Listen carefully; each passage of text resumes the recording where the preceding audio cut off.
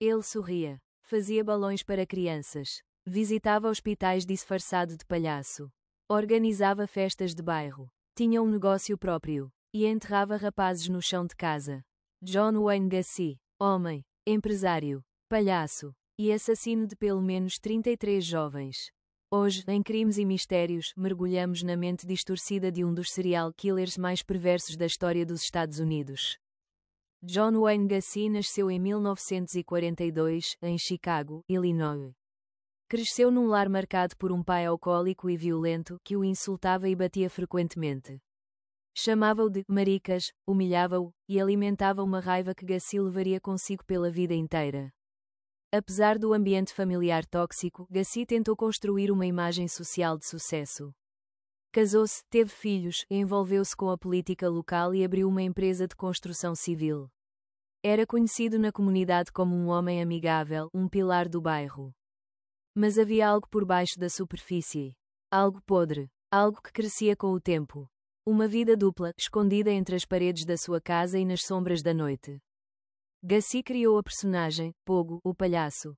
Visitava hospitais infantis, animava festas, pintava o rosto de branco e vermelho. Mas mesmo ali, havia algo de errado. O próprio Gacy dizia, os palhaços podem fazer coisas que os outros não podem. E o que ele fazia, era impensável. A fachada de cidadão exemplar começou a ruir lentamente. Por detrás do sorriso simpático, do fato de palhaço e dos jantares de bairro. John Wayne Gacy escondia um impulso sombrio. Um desejo doentio que crescia em silêncio. O primeiro crime conhecido remonta a 1972, quando Gacy assassinou Timothy McCoy, um jovem de 16 anos. Segundo o próprio, McCoy teria passado a noite em sua casa, e, pela manhã, Gacy interpretou um movimento inocente como uma ameaça. Apunhalou-o. Enterrou-o no crawl space, um espaço apertado sob o chão da sua casa. E descobriu algo, que mais tarde confessaria com uma frieza arrepiante. Foi aí que percebi que matar me dava prazer. A partir daí, Gacy tornou-se predador em série. A maioria das vítimas eram rapazes entre os 14 e os 21 anos. Jovens em busca de trabalho ou simplesmente a caminho de casa. Ele atraía-os com promessas de emprego na sua empresa de construção ou usava o velho truque da confiança, dizia conhecer as famílias, oferecia boleia, dizia estar ligado à polícia. Muitas vezes, vestia-se como palhaço para ganhar simpatia. Outras, fazia-se passar por uma figura de autoridade.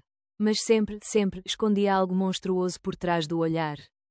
Um dos métodos mais sádicos que usava era aquilo a que chamava o truque das algemas. Convencia os rapazes a deixarem-se algemar, dizendo que era um truque de palhaço ou um teste de confiança. Depois, com eles já imobilizados, revelava o verdadeiro jogo. Gacy dizia: Sabes qual é a diferença entre tu e eu? Eu tenho a chave. A partir daí, a noite tornava-se num inferno. Violação, tortura, estrangulamento com cordas ou tecidos. E, por fim, o silêncio da morte. Os corpos eram enterrados sob a própria casa. Um por um, colocados no crawl space, que Gacy cavava pessoalmente, criando túneis de morte debaixo dos seus próprios pés. Quando já não havia espaço, começou a lançar corpos ao rio. Vivia entre os cadáveres. Trabalhava, sorria e organizava churrascos, por cima de uma verdadeira cripta doméstica. E enquanto escondia corpos no subsolo, John Wayne Gacy subia socialmente à superfície. Ativo em campanhas do Partido Democrata, envolvido na vida comunitária, Gacy chegou a organizar eventos para figuras políticas de destaque. Numa dessas ocasiões, em 1978, teve acesso direto à primeira-dama dos Estados Unidos, Rosalynn Carter. A fotografia entre os dois tornou-se símbolo de um pesadelo. Ali estava ele, sorridente ao lado da mulher mais influente da nação, com um distintivo oficial de segurança ao peito. Enquanto dezenas de rapazes jaziam mortos sob a sua casa. A pergunta que ficou: como é possível alguém estar tão perto do poder, e ser tão invisivelmente monstruoso? Naquele momento, poucos podiam imaginar o que se escondia por trás daquele sorriso.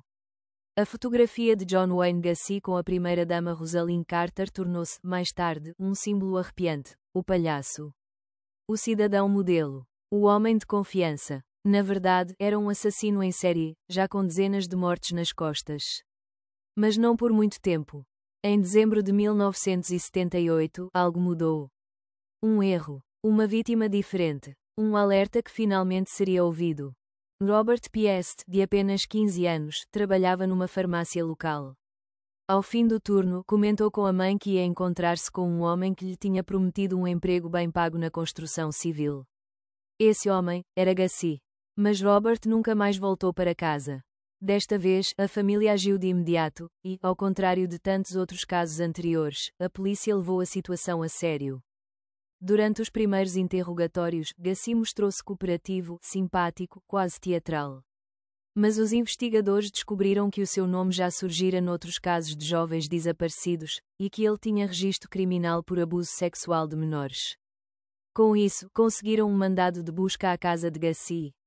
O que encontraram foi só o início do horror. Objetos pessoais de rapazes desaparecidos. Fotografias, roupas, um odor nauseante vindo do chão. Numa nova busca mais aprofundada, os investigadores descobriram aquilo que poucos podiam imaginar. Corpos, muitos corpos, sob o chão da casa. Nos túneis, no crawl space, restos mortais em vários estados de decomposição, alguns ainda com cordas ao pescoço, outros envoltos em plástico. Gussie tinha transformado a sua casa numa sepultura coletiva. Confrontado com a descoberta, John Wayne Gussie confessou. Com frieza, com detalhe, sem um pingo de arrependimento. Disse que matou por impulso. Que alguns o provocavam. Que os outros estavam apenas no lugar errado.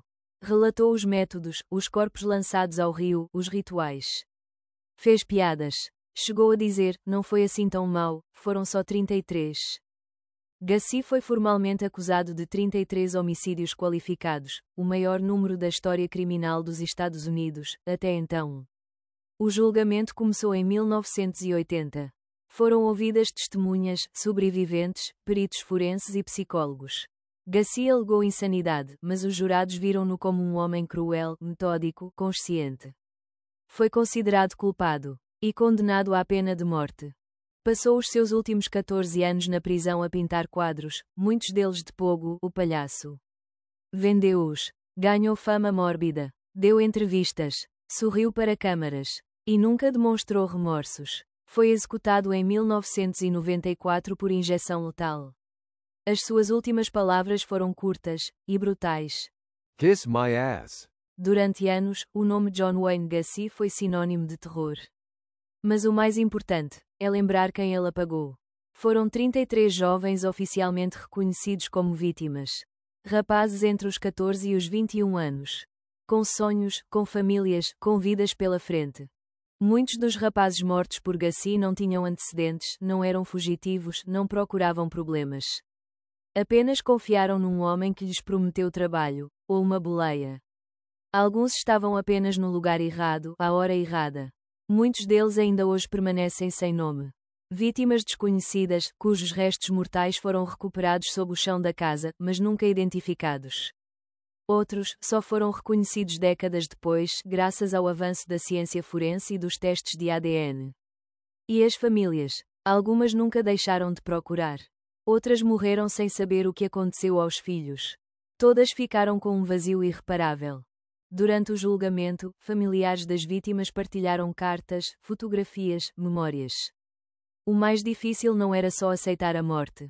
Era saber como morreram. Sozinhos, amedrontados, torturados, sem saber que o fim viria, às mãos de alguém em quem confiaram. O caso Gussie teve repercussões profundas na forma como os desaparecimentos de adolescentes passaram a ser tratados nos Estados Unidos.